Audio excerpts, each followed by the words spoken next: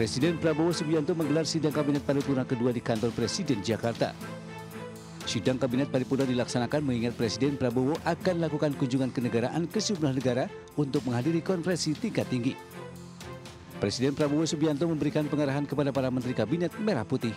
Selain menghadiri KTT APEC dan G20, Prabowo juga mendapatkan undangan untuk menghadiri KTT G7 dan bertemu dengan Perdana Menteri Inggris.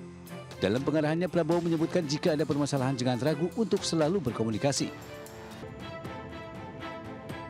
Wakil Presiden Gibran Rakabuming Raka menggelar pertemuan kenegaraan dengan Perdana Menteri Singapura Lauren Wong di hutan kota pelataran Senayan, Jakarta Pusat.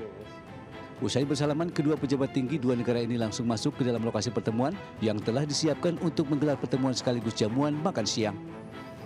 Pertemuan yang dilakukan usai Perdana Menteri Singapura bertemu dengan Presiden Prabowo Subianto ini membahas sejumlah hal seperti hilirisasi, di mana diharapkan pemerintah Singapura dapat mendukung kebijakan hilirisasi tersebut.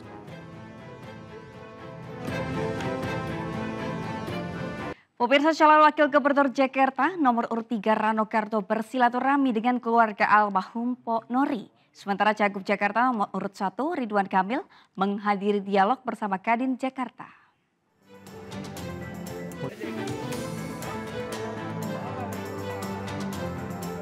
Calon wakil gubernur Jakarta nomor urut 3 Rano Karno bersilaturahmi dengan keluarga almarhumah Hajah Mpok Nori di kawasan Cipayung, Jakarta Timur. Rano dan rombongan disambut dengan tari-tarian serta ondel-ondel khas adat Betawi. Dalam kunjungannya, Rano ingin meningkatkan kesadaran masyarakat Jakarta dalam mencintai kebudayaan Betawi. Jika terpilih, Rano Karno berjanji akan mendukung segala kegiatan terkait pelestarian budaya. Ya, alhamdulillah hari ini saya bersilaturahim dengan seniman.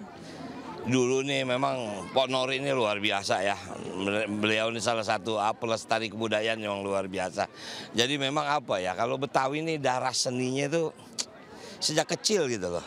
Dan sekarang luar biasa, Sanggar tuh masih dengan susah payah loh. Artinya saya sangat paham, sangat sadar bahwa meningkatkan kesadaran masyarakat mencintai kebudayaan itu memang memerlukan waktu, kesabaran. Nah inilah barangkali tugas saya nanti, insya Allah kalau memang menjadi wakil gubernur, pasti saya akan mendukung kegiatan-kegiatan seperti itu. Pemirsa, Menteri Koperasi Budi Ari Setiadi mengaku dirinya mengenal 11 oknum pegawai Kementerian Komunikasi dan Digital yang kini ditetapkan sebagai tersangka judi online. Budi yang sebelumnya menjabat Menteri Komunikasi dan Informasi di era Jokowi mengaku siap diperiksa pihak kepolisian.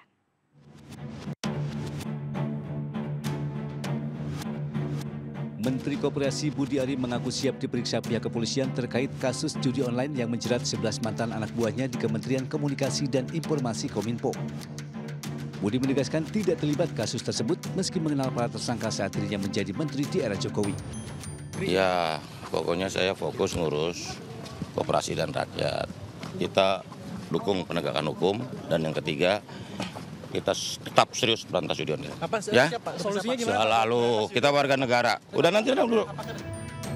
Sebelumnya penyidik Polda Metro Jaya membuka peluang untuk memeriksa mantan Menkominfo Budi Ari sebagai saksi kasus judi online. Pemanggilan Budi Ari tergantung hasil penyelidikan yang sudah berjalan. Dari Jakarta, Ismailia Dias Triawan, iNews melaporkan. Ratusan buruh yang tergabung dalam SPSI DKI Jakarta turun ke jalan terkait penetapan upah minimum provinsi. Sementara Wakil Presiden Gibran Rakabuming Raka menggelar pertemuan kenegaraan dengan Perdana Menteri Singapura. Informasi ini terangkum dalam Politik Ekonomi 24 jam.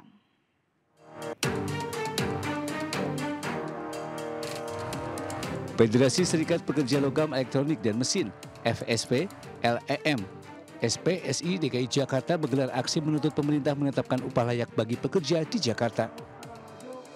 Menurut mereka, upah merupakan unsur penting dalam hubungan kerja yang seharusnya memberikan kesejahteraan yang layak bagi pekerja dan keluarganya.